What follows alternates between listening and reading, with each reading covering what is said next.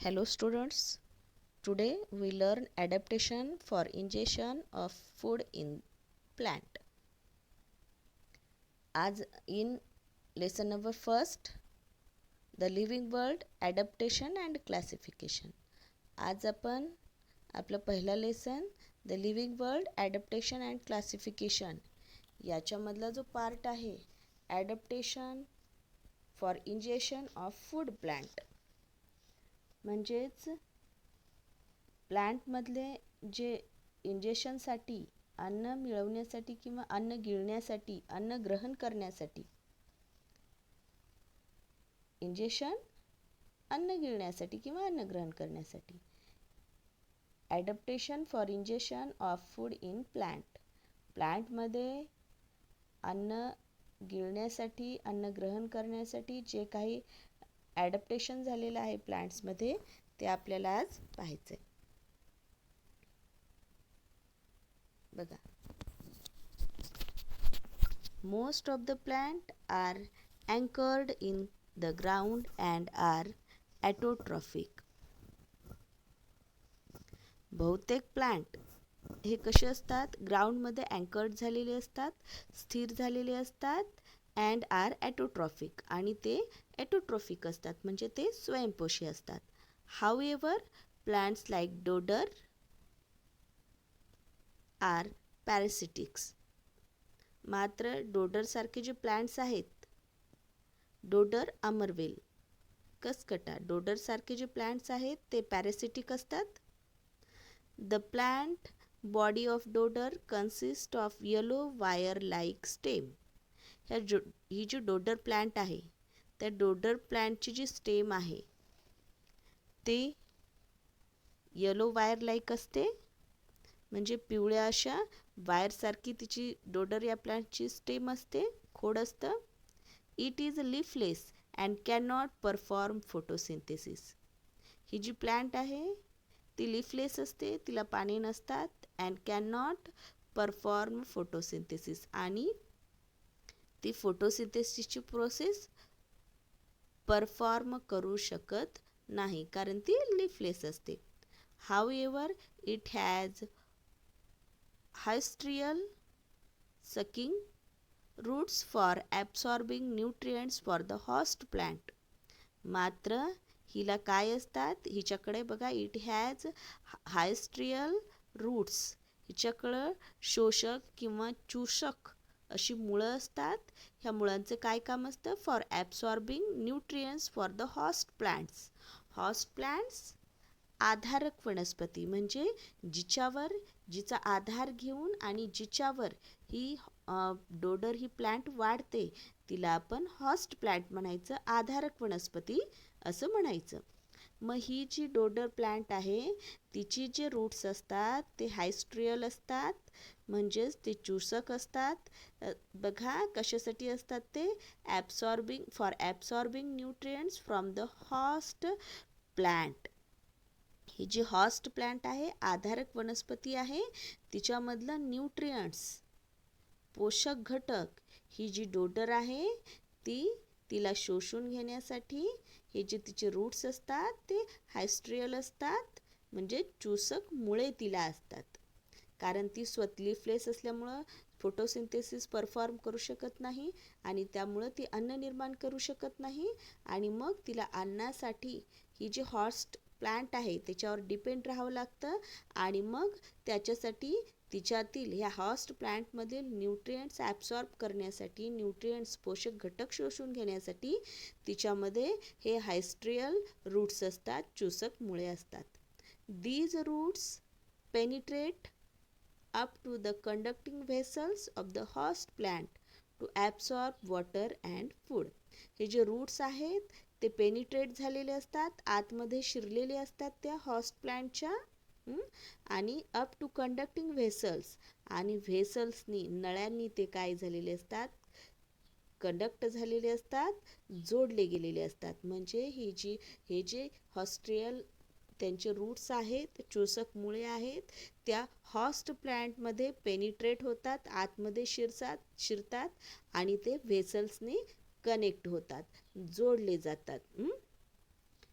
To absorb water and food. म्हणजे त्या host प्लॅन्टमधील आधारक वनस्पतीमधील वॉटर आणि फूड ॲब्सॉर्ब करण्यासाठी हे जे त्यांचे रूट्स आहेत, हायस्ट्रियल रूट्स, ते आतमध्ये पेनिट्रेट होतात आणि व्हेसल्सने कनेक्ट होतात. Fungi do not have chlorophyll and can not perform photosynthesis. Fungi ही जी प्लॅन्ट आहे, फंगीमध्ये क्लोरोफिल नसतं, हरितद्रव्य नसतं, and can not perform photosynthesis. आणि ती त्यांची फोटोसिंथेसिसची जी प्रोसेस आहे, ती परफॉर्म करू शकत नाही. म्हणजे ती स्वतःचं अन्न स्वतः तयार करू शकत नाही, कारण तिच्यात क्लोरोफिल नसतं, हरितद्रव्य नसतं. They obtain food from starchy foodstuff like bhakri and bread. मग ती आपलं अन्न कसं मिळवते? They obtain food from starchy foodstuff like bhakri and bread. भाकरी आणि ब्रेड ह्यासारखे जे स्टार्ची फूडस्टफ आहेत, पिष्टमय अन्नपदार्थ आहेत, त्याच्यामधून ती आपलं अन्न मिळवते.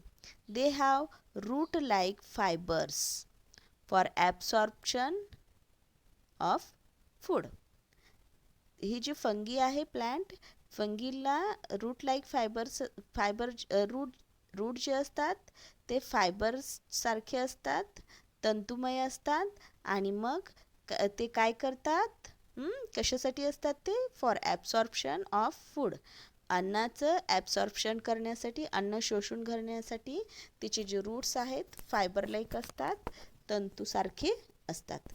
Plants need nitrogen, phosphorus and potassium for growth. प्लॅन्ट्सला बघा, प्लॅन्टना कशाची गरज असते?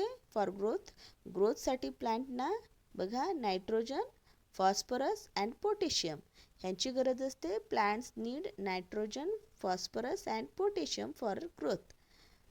वाढीसाठी वनस्पतींना नायट्रोजन, फॉस्फरस आणि पोटॅशियमची गरज असते. Plants that grow in soil which is deficient in nitrogen like Drosera, Venus flytrap, pitcher plant, etc.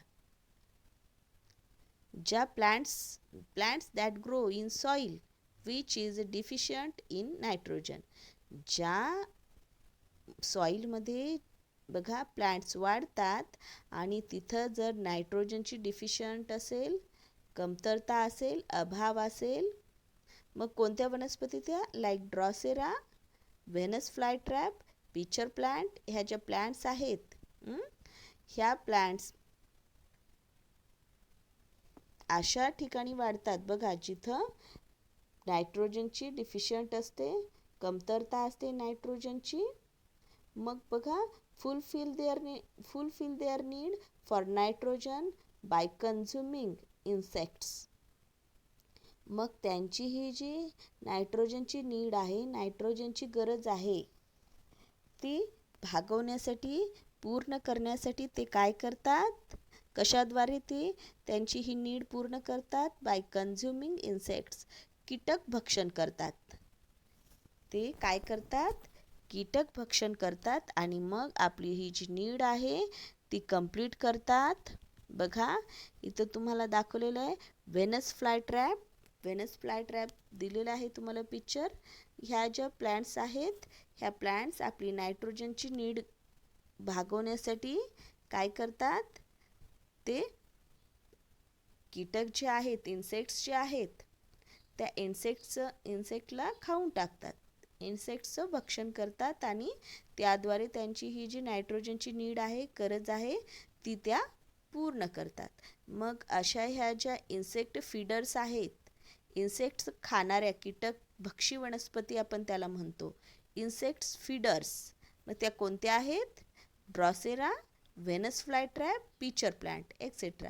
ह्या काही वनस्पती इन्सेक्ट फीडर्स आहेत, कीटक भक्षी वनस्पती आहेत. Adaptation are seen in these plants which serve the attract insects and hold them captive. मग हे जे प्लांट्स आहेत like Drosera, Venus flytrap, pitcher plants, हे जे प्लांट्स आहे त्याच्यामध्ये काही ॲडॅप्टेशन झालेलं असतं. कशासाठी झालेलं असतं? Which serve to attract insect and hold them captive. मग हे जे त्यांच्यामध्ये ॲडॅप्टेशन झालेलं असतं ते कशासाठी झालेलं असतं? त्यांच्या अन्नासाठी झालेलं असतं. मग ते काय ॲडॅप्टेशन झालेलं असतं बघा. आणि टू अट्रॅक्ट इन्सेक्ट्स, त्यांची ही जी अन्नाची गरज आहे ती भागवण्यासाठी, त्यांच्यामध्ये कीटकांना ॲट्रॅक्ट करून घेण्यासाठी, इन्सेक्ट्सचं ॲट्रॅक्शन करून घेण्यासाठी त्यांच्यामध्ये ॲडॅप्टेशन झालेलं असतं. अँड होल्ड देम कॅपिटिव्ह, आणि त्यांना बंदिस्त करण्यासाठी, त्यांना धरून ठेवण्यासाठी आणि इन्सेक्टला ॲट्रॅक्ट करून घेण्यासाठी त्यांच्यामध्ये ॲडॅप्टेशन झालेलं असतं.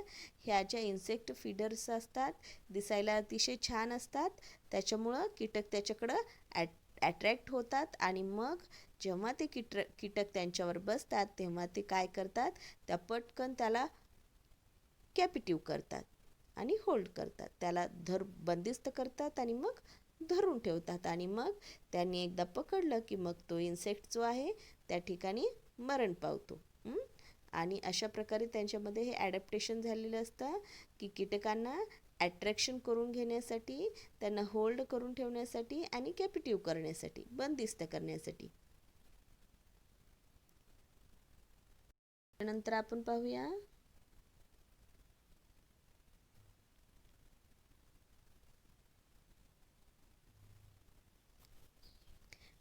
बघा पाहूया. तुम्हाला इथं my friend the internet information collect करायला सांगितले. About adaptation from website like, इथं वेबसाईट तुम्हाला दिलेली आहे.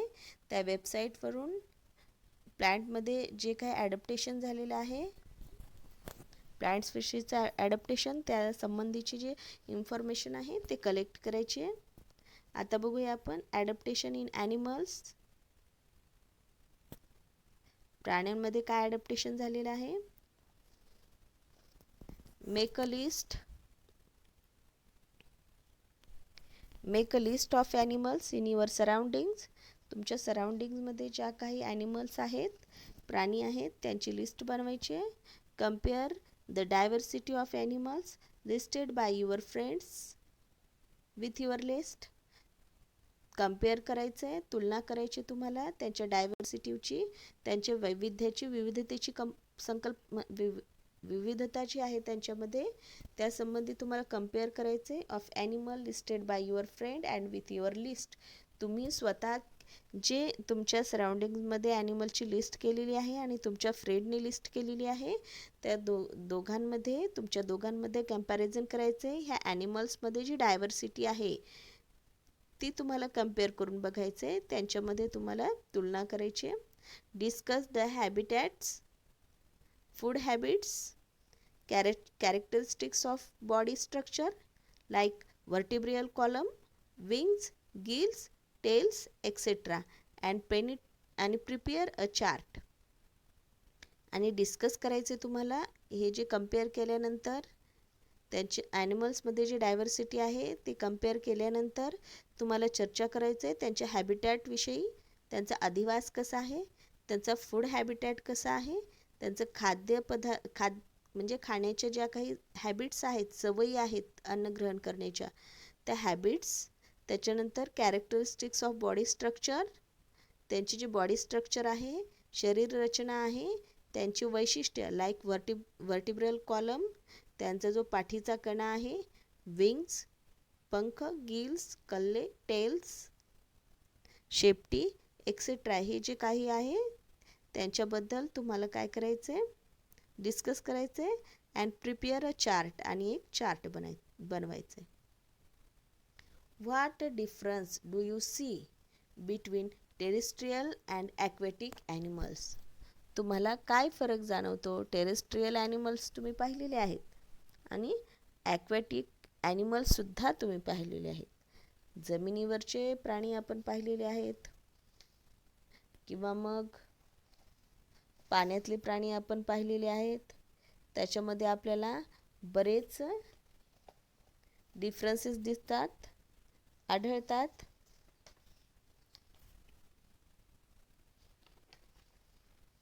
As compared to terrestrial animals, the skin and the body shape of aquatic animals, बघा जर आपण तुलना ॲज कम्पेअर द टेरिस्ट्रियल ॲनिमल्सची जर आपण तुलना केली बघा तर ते आपल्याला कशा बघा the skin and body shape of aquatic animals appear to have undergone changes. जर आपण ह्यांची तुलना केली तर आपल्याला अनेक चेंजेस त्यांच्या स्किनमध्ये आणि त्यांच्या बॉडी शेपमध्ये दिसतात. ॲक्वॅटिक ॲनिमल्सची जे आपण कंपॅरिझन केलं टेरेस्ट्रियल ॲनिमल्सची तर आपल्याला त्यांच्यामध्ये त्यांच्या स्किनमध्ये आणि बॉडी शेपमध्ये बरेच चेंजेस घडून आलेले आपल्याला दिसतील. Fishes have scales on the skin and fins on the body. जे फिशेस आहेत मासे आहेत त्यांच्या स्किनवर स्केल्स असतात, खवले असतात. And fins on the body आणि त्यांच्या बॉडीवर फिन्स असतात, पर असतात म्हणजे पंखांसारखा भाग असतो. Their body tapers towards both its end. त्यांची जी बॉडी आहे ती बॉडी कशी असते दोन्ही बाजूंना टॅपर्स असते, निमुळती असते. There body tapers towards both it's ends. त्यांच्या दोन्ही बाजूंची ही जी बॉडी आहे ती टॅपर्स असते, निमुळती असते.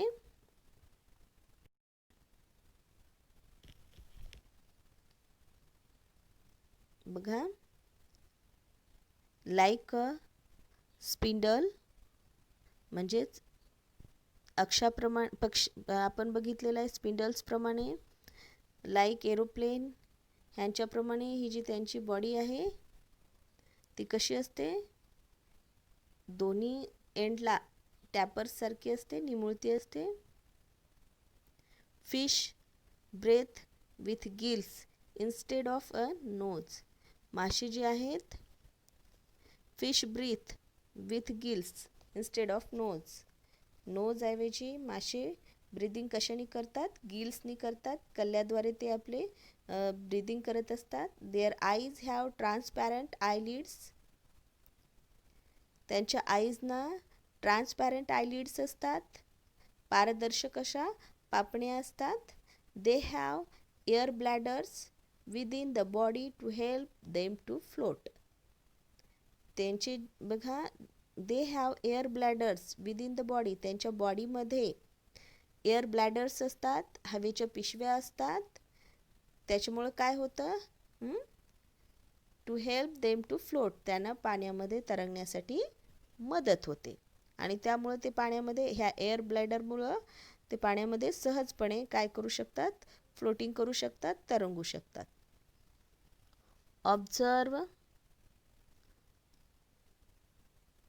Observe the bodies of frogs, duck and tortoise. बघा डकची, टॉर्टॉइज आणि फ्रॉगची ह्यांची जी बॉडी आहे त्यांचं ऑब्झर्वेशन करायचं आहे. आणि इथं काही क्वेश्चन्स दिलेले आहेत ते आपण पाहूया. Of what use are their legs to these animals. हे जे ॲनिमल्स आहेत फ्रॉग, डक आणि टॉर्टॉइज ह्यांचे जे लेग्स आहेत त्यांचा ऑफ व्हॉट यूज त्यांचा वापर कशासाठी होतो, काय उपयोग होतो त्याचा, त्या लेगचा. बघा all these animals the frog, duck and tortoise use their legs for locomotion and swimming. त्यांचे जे पाय असतात त्याचे जे लेग्स असतात त्यांचा उपयोग त्यांना लोकोमोशनसाठी आणि स्विमिंगसाठी होत असतो. What helps frog to breathe under water. फ्रॉग्सना पाण्यामध्ये अंडर वॉटर ब्रीदिंग करण्यासाठी बघा कशाचा उपयोग होतो. What helps frog to breathe under water.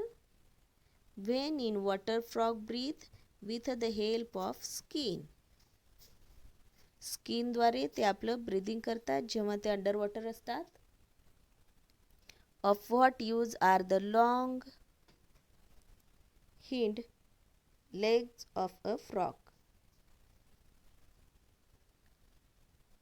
फ्रॉगचे जे मागचे लेग्स असतात, हिंड लेग्स असतात, त्याचा उपयोग त्यांना कशासाठी होतो बघा. When on land frog uses it hind legs for jumping. जेव्हा ते जमिनीवर असतात तेव्हा त्याचा उपयोग त्यांना जम्पिंगसाठी होतो. When in water the same legs are used for swimming as oars. ऑर्सप्रमाणे वल्ल्यासारखे त्यांना पाण्यामध्ये त्याचा स्विमिंगसाठी उपयोग होतो. Why doesn't a duck get wet in water. हे जे डक आहेत पाण्यामध्ये का ओले होत नाहीत. Water flows off from the waxy layer of feathers and thus duck does not get wet even in water. जरी हे डक पाण्यामध्ये असतील तरी त्यांचे जे फिदर्स आहेत त्या फिदर्सवर वॅक्सी लेअर असतो आणि त्यामुळं त्याच्यावर पाणी थांबत नाही.